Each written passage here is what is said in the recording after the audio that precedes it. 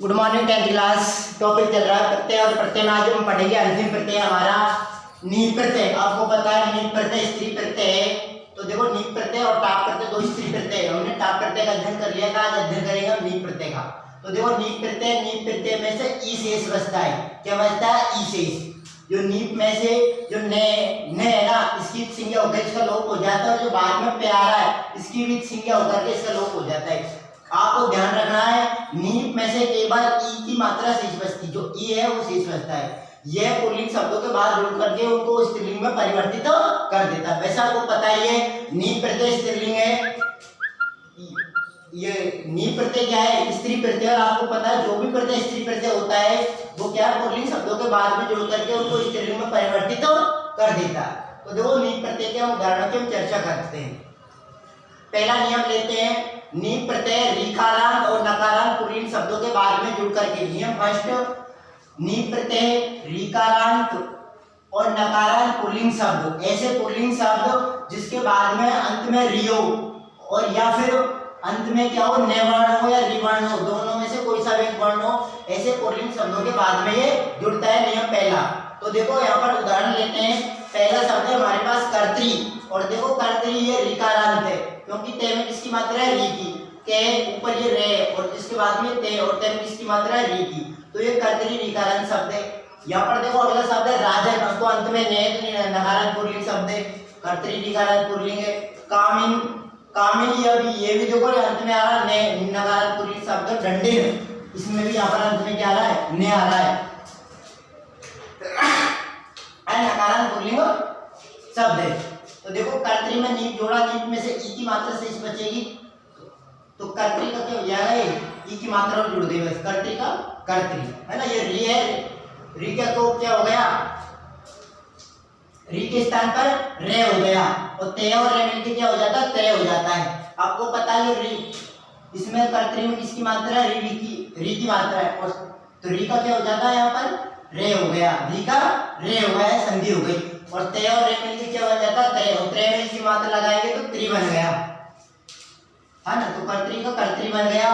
अगला उदाहरण है राजन। देखो राजन मूल शब्द होता है, और राजन में से ने का क्या हो जाता है? जे और ने मिलके गे बन जाता है। ये जे और ने मिलके गे हो जाता है। राजन मूल शब्द है, राजन का बनता है राज्य, राजन का राज्य, और राज्य में हम नीप जोड़ेंगे तो क्या बन जाएगा? नीप में से ई की मात्रा शेष बचेगी, तो राज्य का राज्य हो जाएगा। तो कर्त्री का कर्त्री बन गया, है ना, और राजन का राज्य बन गया। अगला शब्द है कामिन। देखो कामिन भी नकारांत पुल्लिंग शब्द है। यहाँ पर देखो नीप में से ई की मात्रा शेष बचेगी, बचेगा शेष केवल, और कामिन में ई जोड़ेंगे तो कामिनी बन जाएगा, कामिन का कामिनी। अगला शब्द है हमारे पास दंडिन, और दंडिन में हम नीप प्रत्यय जोड़ेंगे, तो दंडिन में नीप में से ई बचेगा, और दंडिन में ई जोड़ेंगे तो दंडिन प्लस ई क्या बन जाएगा? दंडिनी। तो ये हो गया कर्त्री प्लस नीप का कर्त्री, राजन प्लस नीप का राज्ञी, कामिन प्लस का नीप, कामिन प्लस नीप का कामिनी, और दंडिन प्लस नीप का दंडिनी। ये ऋकारांत और नकारांत पुल्लिंग शब्दों की बात हुई है। अब देखो कुछ ऐसे कुछ प्रत्यांत शब्द है, अर्थात प्रत्ययों से निर्मित शब्द होते हैं, वहां पर भी नीप प्रत्यय का प्रयोग होता है। जैसे आपको पता है मतु प्रत्यय, मतु प्रत्यय है ना, मतु प्रत्यय आपने देखा कि ये क्या है? तद्धित प्रत्यय है, शब्दों के बाद में जुड़ने वाला प्रत्यय। और ऐसे मतु प्रत्यय आदि जो तद्धित प्रत्यय उनसे जो निर्मित शब्द होते हैं उनमें ये नीप प्रत्यय लगता है। आपको पता है जैसे श्रीमान शब्द में मतु प्रत्यय जोड़ेंगे, श्रीमान श्रीमती, श्रीमत बढ़ रहा है, श्रीमान श्रीमती श्रीमत, जैसे। तो देखो यहाँ पर एक पहला शब्द लिया हमने भगत, ये भी प्रत्यांत है, प्रत्यय से युक्त शब्द है। तो देखो इसमें नीप जोड़ा तो नीप में से ई की मात्रा शेष बचेगी, तो भगत प्लस नीप का क्या हो जाएगा? भक्ति हो जाएगा, क्योंकि नीप में से ई की मात्रा शेष बचेगी और ते में ई की मात्रा लगाएंगे तो ती, तो भगत का भक्ति हो गया। अगला शब्द है हमारे पास श्रीमत। श्रीमत में हम नीप प्रत्यय जोड़ेंगे तो देखो श्रीमत, और नीप में से ई की मात्रा शेष बचेगी, तो श्रीमत प्लस ई, तो श्रीमती हो गया, तो भगत का भक्ति हो गया, श्रीमत का श्रीमती हो गया। देखो बुद्धि शब्द में मत जोड़ेंगे, तो बुद्धि का बुद्धिमत में नीप प्रत्यय जोड़ा तो क्या हुआ, नीप में से ई की मात्रा शेष बची और क्या हो गया, बुद्धिमत। तो भगत का भक्ति, श्रीमत का श्रीमती, बुद्धिमत का बुद्धिमती हो गया। अगला शब्द है हमारे पास रूपबद्ध। रूपबद्ध, तो देखो रूपबद्ध में हमने नीप प्रत्यय जोड़ा। अब रूपबद्ध में नीप प्रत्यय जोड़ा तो नीप में से ई की मात्रा शेष बची और रूपबद्ध प्लस ई तो रूपबती, तो रूपबद्ध का रूपबती होगा। अगला शब्द है यजन। यजन में नीप प्रत्यय जोड़ा है ना, लेकिन एक आपको ध्यान रखना है, यहाँ पर ते और जुड़ेगा, यजन का यजंती होगा एक, है ना। तो यजन शब्द में नीप प्रत्यय जोड़ा तो ते का यहाँ पर भी आगम हो जाएगा, तो यजन प्लस नीप का यजंती बनेगा। ये बस एक उदाहरण विशेष इसका ध्यान रखना, ते और जुड़ेगा यहाँ पर, यजन का यजंती। अगला शब्द है ऐसा ही एक और, यजन प्लस नीप का यजंती बना, वैसे पचन प्लस नीप का पचंती बनेगा, यहाँ पर भी ते का आगम हो जाएगा, है ना। जो नीप में से ई की मात्रा वो जुड़ जाएगी साथ में, तो यजन प्लस नीप, यहाँ पर बीच में ते का आगम हो गया, तो यजन प्लस नीप का यजंती बना, पचन प्लस नीप का पचंती बना। तो ये तो बात हो गई हमारी ऋकारांत और नकारांत पुल्लिंग शब्दों की, और हमने बात कर ली प्रत्यय से निर्मित शब्दों की। अब बात करते हैं अनादि प्रत्यय।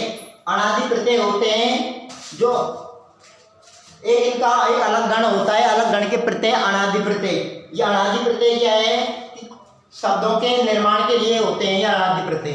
तो देखो अनादि प्रत्यय से युक्त कोई शब्द है ना, तो अनादि प्रत्यय से युक्त कोई शब्द है वहां पर भी नीप प्रत्यय का प्रयोग होगा। तो देखो अनादि प्रत्यय वाले कुछ शब्द जैसे कुरुचर, नदो, बेंते, पार्वत, उरुमात्र, यादृशो, मृदचर, औत्सो, लावणी, ये कुछ क्या है अनादि प्रत्यय। अनादि प्रत्यय में केवल अणि प्रत्यय नहीं है, अण तो प्रत्यय है लेकिन और भी प्रत्यय है, तो अनादि है, अण तो है, अण प्लस आदि अनादि। तो अनादि जो प्रत्यय है उनसे निर्मित कुछ ये शब्द हैं, इनमें भी हम नीप प्रत्यय का प्रयोग करेंगे, इनमें नीप प्रत्यय का प्रयोग जो होगा। तो देखो कुरुचर में नीप प्रत्यय जोड़ेंगे। अब नीप में से आपको पता है ई की मात्रा शेष बचती, क्या बचता है, ई, तो कुरुचर प्लस ई तो क्या हो जाएगा, कुरुचरी, क्योंकि अंतिम वर्ण कौन सा, रे, और रे में की मात्रा जोड़ेंगे तो री हो जाएगा, रे में की मात्रा जोड़ी तो री होगा। तो कुरुचर में नीप प्रत्यय जोड़ा ये हो गया कुरुचरी। अगला शब्द है नद। नद में नीप प्रत्यय जोड़ेंगे, तो नीप में से ई की मात्रा शेष बचती है, नद में ई जोड़ेंगे, तो नद में ई की मात्रा लगेगी तो क्या होगी, दे में ई की मात्रा दी, तो नद प्लस नीप का नदी बन जाएगा। ये ध्यान रखना, वेरी वेरी इंपॉर्टेंट उदाहरण है नदी। नदी में कौन सा प्रत्यय, नीप प्रत्यय, कुरुचर में नीप जोड़ा तो कुरुचरी बनेगा। अगला शब्द है हमारे पास बेंते। बेंते, और आपको पता बेंते शब्द का अर्थ होता है गरुड़, गरुड़ को बेंते कहते हैं। तो बेंते में नीप प्रत्यय जोड़ा है, तो नीप में से ई बचेगा शेष, और बेंते प्लस ई इसका हो जाएगा बेंतेई, बेंतेई। अगला शब्द है पार्वत। पार्वत शब्द में नीप प्रत्यय जोड़ा, पार्वत में नीप प्रत्यय जोड़ेगा तो नीप में से ई शेष बचेगा और ते में ई की मात्रा लगेगी तो ती हो जाएगा, तो पार्वत प्लस नीप का पार्वती हो जाएगा। ये महत्वपूर्ण उदाहरण है। अगला शब्द है हमारे पास उरुमात्र। उरुमात्र में हम नीप प्रत्यय जोड़ेंगे तो देखो नीप में से ई बचेगा शेष और त्रय अंतिम वर्ण, त्रय में ई की मात्रा जोड़ेंगे तो त्री हो जाएगा, उरुमात्र का उरुमात्री हो जाएगा। अगला शब्द है यादृश। यादृश में हम नीप प्रत्यय जोड़ेंगे तो अंतिम वर्ण है हमारे पास से, और से में यहाँ पर कौन सा वर्ण, कौन सा स्वर, ए, और इसमें नीप प्रत्यय में से ई जोड़ेंगे तो से में ई जुड़ेगा तो सी हो जाएगा, यादृश का यादृशी हो जाएगा। देखो यहाँ पर जो भी शब्द है इसमें अंतिम वर्ण है ना ए, उसका क्या हो जाता है, लोप होकर के जब जुड़ता है ई, है ना। तो पार्वत का पार्वती हो गया, उरुमात्र का उरुमात्री हो गया, यादृश का यादृशी हो गया। अगला शब्द है मध्यचर। मध्यचर में नीप प्रत्यय जोड़ेंगे तो देखो नीप में से ई शेष बचेगा और रे में ई की मात्रा जोड़ेंगे तो री हो जाएगा, मध्यचर का मध्यचरी हो जाएगा, है ना। अगला शब्द है औत्स। औत्स में नीप प्रत्यय जोड़ेंगे तो देखो अंतिम वर्ण है से, और यहाँ पर नीप प्रत्यय में से ई बचेगा से, तो से में ई की मात्रा लगाएंगे तो सी हो जाएगा, औत्स का औत्सी हो जाएगा।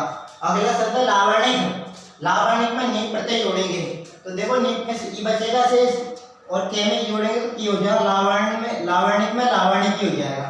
आप ध्यान रखना, आपको कहीं भी ऐसा शब्द दिखे जिसमें बाद में बड़ी की मात्रा है, तो वहां पर हमको समझ जाना है इसमें तो नी प्रत्यय। कौन सा प्रत्यय? नी प्रत्यय है ना। लेकिन वो बड़ी की मात्रा क्या है? जैसे ऋकारांत या नकारांत पुल्लिंग शब्दों में जुड़े, या फिर प्रत्ययों से निर्मित कोई शब्द है, या फिर अन्य प्रत्ययों से युक्त शब्द है, केवल इनमें ही। तो ये हमारे 3 नियम हो गए और शेष नियमों की चर्चा हम कल करेंगे।